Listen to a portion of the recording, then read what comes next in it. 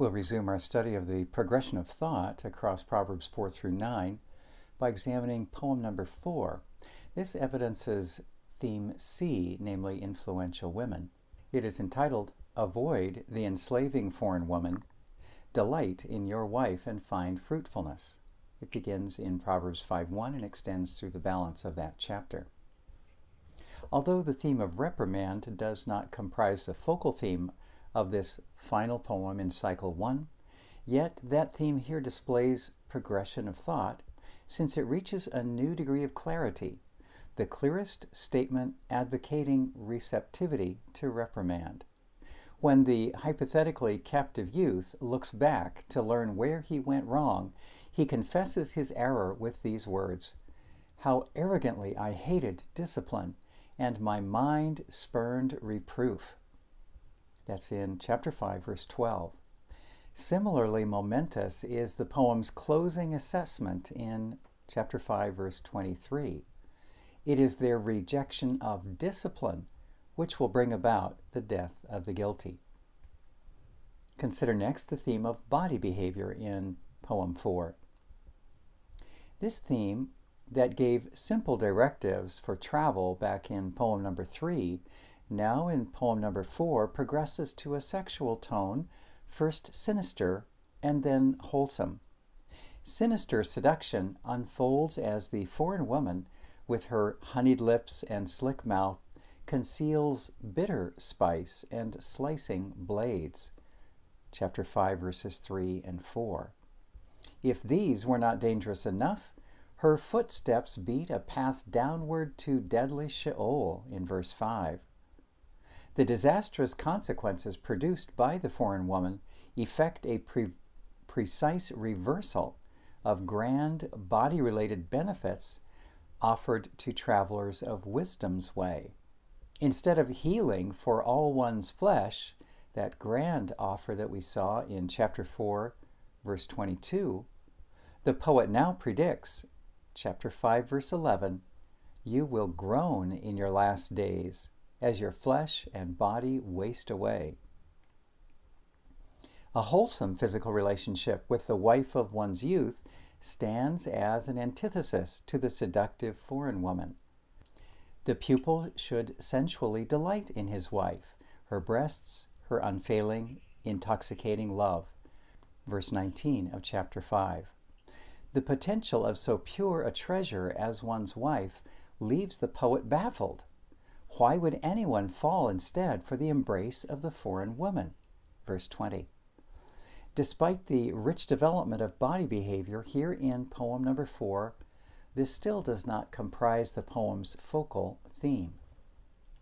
Among the 3 poems comprising Cycle 1, poem number 4 escalates to a zenith the theme of influential women.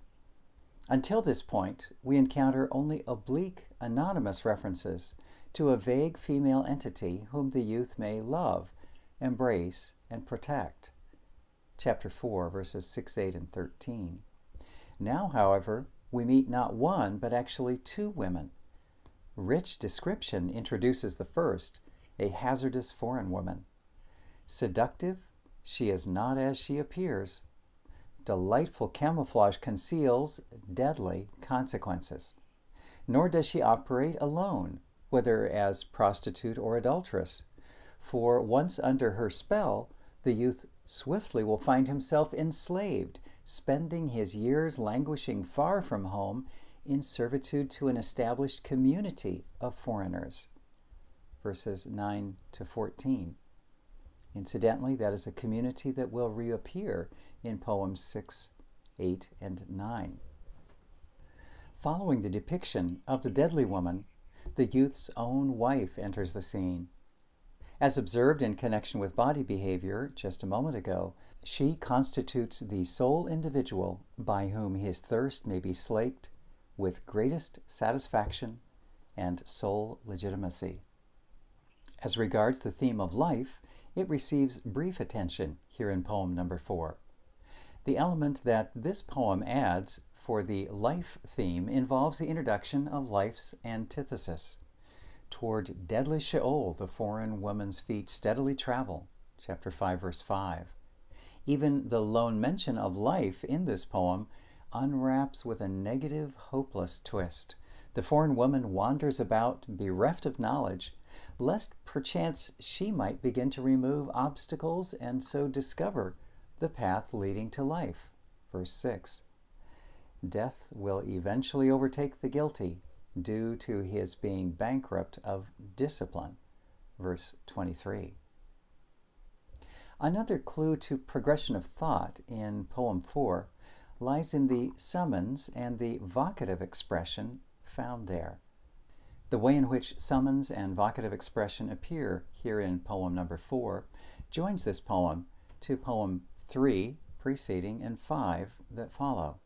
Note, for example, the similarity of first lines of the summonses found in poem number 3 and here in 4. Uniquely similar within the poems across Proverbs 1 through 9. So in poem 3, chapter 4, verse 20 reads, "My son, pay attention to my words. To what I say, turn your ear." And now hear the similarity in poem number 4 from chapter 5, verse 1. "My son, pay attention to my wisdom. Toward understanding, turn your ear." Although poems 3 and 4 each orbit around a different theme, that is, body behaviors versus influential women, through this clue of parallel summonses, the poet invites the reader to view poem 4 in the light of poem 3. As one compares the straight, traveling, positive behavior recommended in poem 3, alongside the warning of poem 4, we begin to discover just how the youth became derailed. Instead of governing his body, such as staying far from twisted mouth and crooked lips in poem 3, an attraction to the foreign woman's physical features, combined with his rejection of reprimand, these worked to bring about his demise here in poem number 4. Similarly significant is the interjected, solitary vocative, "my son," found toward the close of poem 4. So in chapter 5, verse 20, we read, "So why, my son, should you stagger on account of a foreign woman?" The same vocative expression recurs just 4 lines later as the opening phrase of poem number 5. "My son, if you have co-signed a promissory note," chapter 6, verse 1.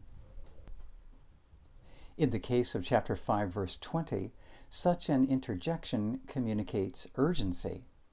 By their close proximity, the vocatives of 5:20 and 6:1 invite the reader to consider whether the 2 adjacent poems, despite their distinct themes, may flow in an uninterrupted emotional stream.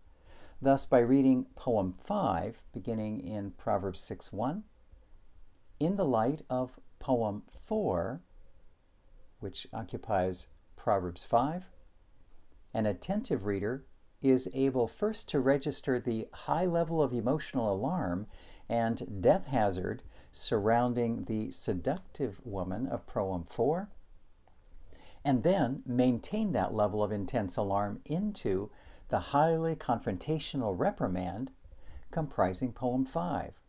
The cumulative effect intensifies the persuasive impact of poem 5, helping the youth take action to extricate himself from the economic snare he has gotten himself into. Let's draw together thoughts concerning poem 4. Poem number 4 builds on poem 3 by showing how the youth became distracted from the habits of moral living outlined in the earlier poem. The foreign woman of poem 4 lured the youth's ungoverned lips and mouth through her deceptive sweetness. From poem 4, we now see how crucial are those behavior practices of poem 3: guarding one's mind, governing one's lips, focusing one's vision, controlling one's steps. Lest some mistake the sage for a killjoy concerning physical pleasure, quickly the poet counters the peril of illicit love with an imperative urging licit love. "With your wife since your youth," he writes. Chapter 5, verses 18 and 19. Just as this poem introduces the mechanism which derailed the youth, that is, the foreign woman's deceptive allure, it also unveils death, the ultimate destination for all who reject wisdom's way into life. In subsequent poems, the grandfather will revisit the tension between competing women and competing destinations that are so richly portrayed in this, Poem 4, the closing poem of Cycle 1. Now we're ready to examine Poem 5 and the progression of thought operating there. Poem 5 specializes in theme A, that is, reprimand. It's entitled, "You Snared Yourself, Escape." Just as reprimand comprised the focal theme for the initial poem in Cycle 1, that is poem number 2, reprimand again dominates the opening poem of Cycle 2, here in poem number 5. Facets of the reprimand theme back in poem 2 included, first, a high concentration of commands, there were 11, in particular commands urging the youth to arrest his present course and redirect towards a new course instead. Second, an indication that the youth was accountable for past instruction. He should have known better. And third, the use of a reprimand term found in the imperative expression, "take hold of discipline," chapter 4, verse 13. Those observations apply to poem 2, and now in poem 5, the concept of reprimand progresses to a new level of clarity. Whereas in poem 2, the misdeed remained hazy, here in poem 5, the grandfather indicts the youth for a specific failure, namely co-signing a shaky loan, compounded by a character flaw, namely laziness, which undermines the youth's readiness to extricate himself from the economic predicament he has blundered into. Facets of the reprimand theme evident here include 1. A high concentration of commands, there are 10, many of which urge escape or redirection, and 2. Incisive descriptions of the current predicament, such as this from chapter 6, verses 2 and 3. "You have been caught by the words of your mouth. You have come into your neighbor's grasp." No reprimand term presents itself in this poem, but the tone is unmistakable. As noted earlier, in connection with poem 2, the entirety of poem 5 itself comprises, not merely contains, a reprimand. As regards the theme of body behavior here in poem 5, it may be instructive at this point to compare the sequence of body parts found in the focal body behavior poem back in Cycle 1 that occurred in poem 3, and then comparing that with the sequence of parts found in later poems. So let's focus on poem 3. After the body part mind, we find in poem 3 this trio. First, mouth or lips. Second, eyes or eyelids. And third, feet. Turning now to poem 4, we discover that the first body part from poem 3, that is, mouth or lips, comprises that part of the youth most needing protection. Chapter 5, verse 2. Protection of his lips is needed precisely because it is the lips of the foreign woman that comprise her opening arsenal of seductive wiles. In poem 5, both his mouth and also his eyes or eyelids get the youth into trouble. And there in poem 5, that corresponds to first and second parts of the trio initiated in poem 3. Looking ahead to poem 6, it's instructive to note that all three of the trio initiated in poem 3 match the first three in poem 6. Poem 6, incidentally, will add the body parts finger and mind to the three initiated in poem 3. These observations suggest that the trio, initiated in poem 3, that is, mouth or lips, eyes or eyelids, and feet, served as a sort of template, a pattern the poet would recycle in part or in whole during successive compositions. The theme of influential women does not appear in poem 5. As a result, the focal theme of reprimand remains more clearly evident. The theme of life is similarly absent from this poem. Let's summarize what we've seen in poem 5. Poem 5 opens cycle number 2, returning to the theme of reprimand, which opens cycle 1 with poem 2. Whereas poem 2 presented a sample of reprimand only in general contours, that is, the youth surely knew better, he was now on the wrong track and must exit that track. Here in poem 5, the sage divulges specifics about his predicament. The youth is in jeopardy because he has pledged assets so that another might take out a loan sufficiently large that the borrower fell short both of credit and collateral. By reading poem number 5 in the light of poem 4, one may better appreciate the grandfather's concern that dealing with so-called foreigners required particular caution. Compared to kinfolk, from poem 4, one would learn that foreigners may display less hesitation to deceive and to destructively manipulate. That comes from chapter 5, 3 to 14. Also from poem 4, one realizes that it is wiser by far to take on major risks only on behalf of those one has known from youth. Abundance will flow from those wiser kinship associations, more so than from risky investments with foreign exposure.